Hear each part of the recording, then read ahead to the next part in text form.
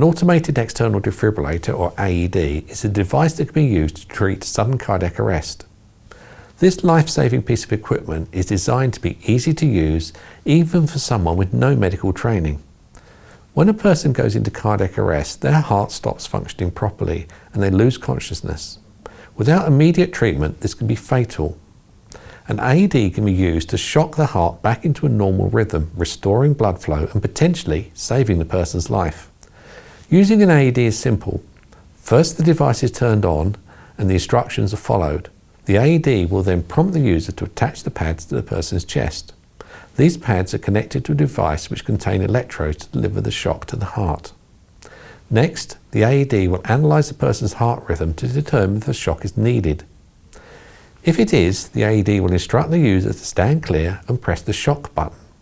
The device will then deliver a controlled electric shock to the person's chest. After the shock is delivered, the AED will instruct the users to be in CPR if needed. CPR, or cardiopulmonary resuscitation, is a technique that involves chest compressions and rescue breathing to help circulate oxygenated blood to the person's brain and other vital organs. The use of an AED combined with CPR greatly improves the chances of survival in the event of sudden cardiac arrest.